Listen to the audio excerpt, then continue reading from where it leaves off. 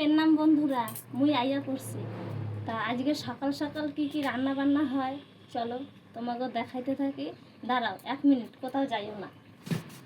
এই দেখো, এই যে বড় বড় দুইটা ঝিঙা দেখতেছ, এই ঝিঙা দুইটা কিন্তু আমাকে গাছে হয়েছে, কালকে আমরা তুলছি, বুঝলা।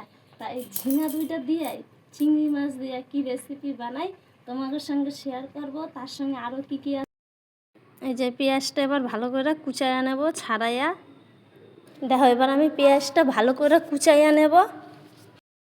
এবার দেখো ভালো করে ঝিঙাটা ছাড়াইয়া কাটটা নেব।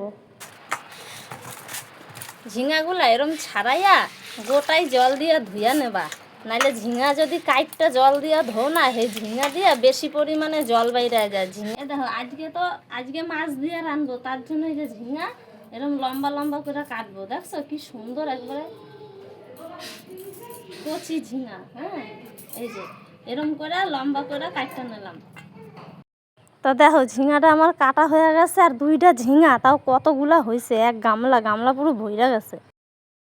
কড়াই গরম হয়ে গেছে, এবার কড়াইয়ের মধ্যে তেল দিয়ে দিলাম। এবারে দেখো তেলের মধ্যে পেঁয়াজ কাঁচা লঙ্কা একসাথে দিয়ে দেবো। কাঁচা লঙ্কার পেঁয়াজটা ভালো করে লাল লাল করে ভেজে নেব। তারপরে এর মধ্যে একটু লবণ আর একটু হলুদ দিয়ে দিতে হবে, তাহলে পেঁয়াজ ভাজাটা না তাড়াতাড়ি হয়, আর পেঁয়াজ ভাজার একটা কালার আসে খুব সুন্দর।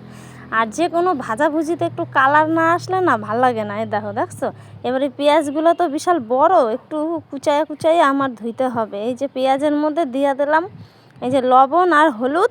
তা এবার দেখো কেমন করে ভালো করে পেঁয়াজটা আমার ভাজা নিলাম, ঠিক আছে। এই যে পেঁয়াজ ভাজাও প্রায় আমার এবার হয়ে যাবে। আস্তে আস্তে আমি পেঁয়াজটা ভাজতেছি। আর এই যে পেঁয়াজ ভাজা কমপ্লিট। এবার এর মধ্যে দিয়ে দিলাম ছোট ছোট চিংড়ি মাছ।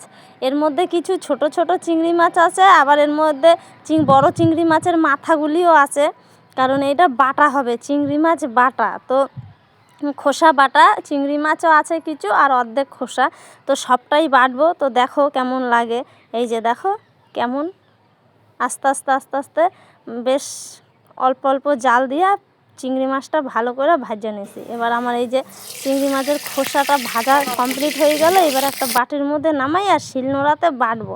মিক্সারে দেবো না, শিলনোড়াতেই বাটবো। শিলনোড়ায় বাটলে একটা আলাদা টেস্ট হয়। চিংড়ি মাছের খোসা মোসা তো সব বাটা হয়ে গেল। এবার কড়াইতে আবার তেল দিয়া চিংড়ি মাছটা ভালো করে ভাজা নিতে হবে। তারপরে দেখো চিংড়ি মাছটা আমার ভাজা পুরো কমপ্লিট হয়ে গেল। এবার চিংড়ি মাছ ভাজাটা একটা বাটির মধ্যে তুললে নিই, তারপরে ওর মধ্যে আবার আস্তে আস্তে অন্য কিছু দিতে হবে। আর এই যে কড়াইয়ের মধ্যে তেল, আর ওই তেলটুকুর মধ্যে শুকনো লঙ্কা কালো জিরা সোমবার দিয়ে দিলাম। এবার যে এই আলু কুচিয়ে রাখছিলাম একটা, সেই আলু কুচানোটাও দিয়ে দিলাম। আলুটা কুচানোর থেকে একটু সামান্য মোটা, বেশি মোটা না।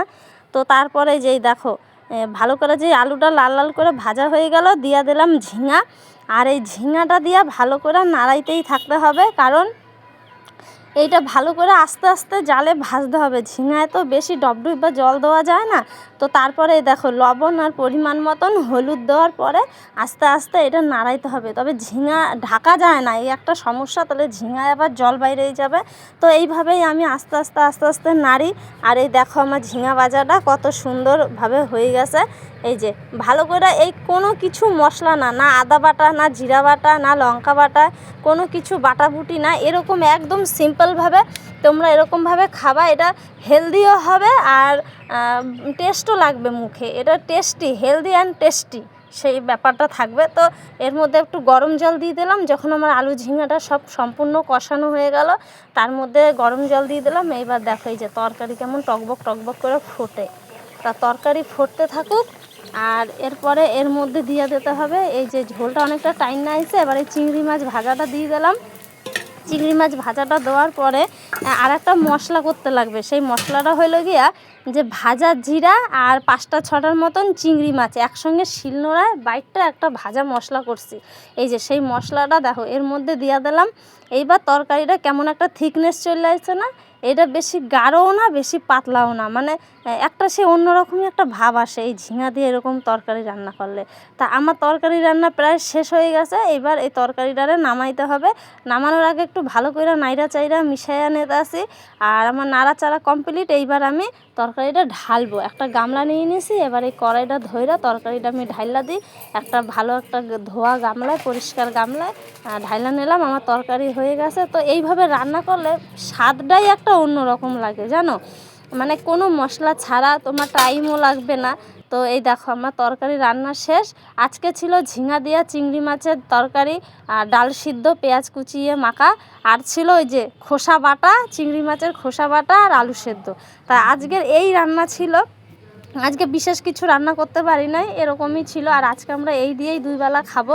তো দেখো থালায় ভাত, আলু সেদ্ধ আর চিংড়ি মাছের খোসা বাটা, তারপরে ছিল ওই তরকারি, ওই ঝিঙা আর ইয়ে দিয়ে যেই চিংড়ি মাছ দিয়ে যে তরকারিটা ছিল সেই তরকারি, আর এই যে ছিল ডাল সিদ্ধ। তো আজকে আমার এই রেসিপি ছিল। আমার ভিডিও তোমাদের যার যার ভালো লাগবে তোমরা ফটাফট চ্যানেল সাবস্ক্রাইব করে দেবা, লাইক কমেন্ট শেয়ার করে দেবা। আর আমি কালকে বিকেলে এরকম 4টে এই টাইমে আমি লাইভে আসবো। তো আমি চাই আমার সকল বন্ধুরা আমার সঙ্গে লাইভে কমেন্ট করবা, আমার চ্যানেল সাবস্ক্রাইব করবা, বেশি বেশি লাইক করবা। তো